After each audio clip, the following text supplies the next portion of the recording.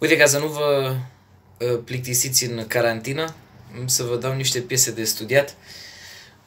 Vă dau una la fluier mai întâi și după aia una la caval, la fluier în la major. Nu una grea. O să vă dau o piesă foarte ciudățică, așa pentru toți cei care zic că în București nu există folclor. O să vă dau o piesă tradițională din București. Și vine în felul următor. E pe horă mai lent. O să vă cânt odată la tempo normal, care nu e foarte rapid, și după aia odată la tempo mai lent. Și vine așa.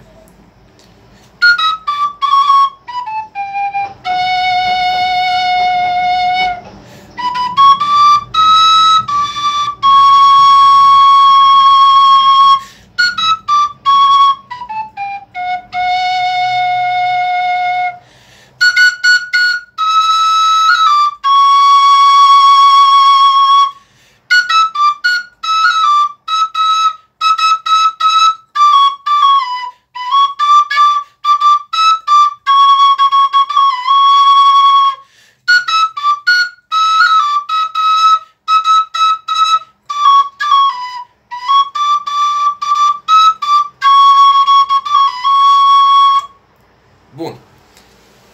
Să luăm în felul următor. Prima parte. Coboară de sus o octavă întreagă. Și vine în felul următor.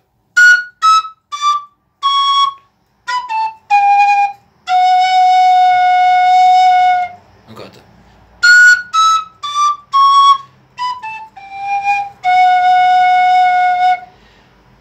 Păi de aici, la 50 de jos.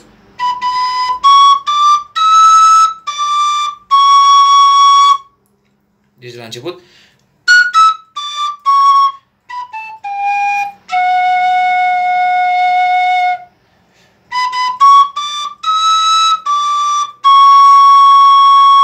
Și încă o dată. Și a doua oară urcă. Deci încă o dată prima parte.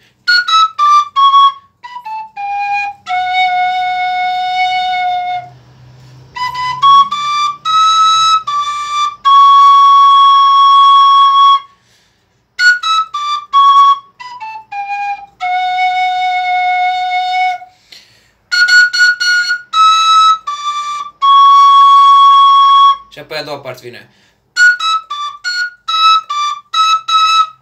Asta e prima bucățică din ea. Apoi. Deci. De la început.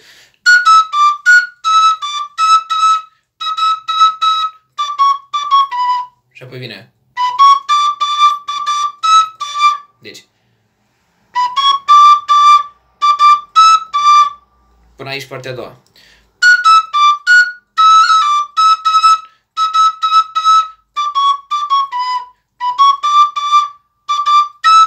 Și se termină.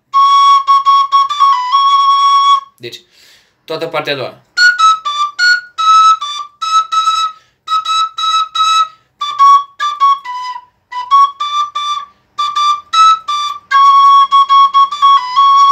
De la început.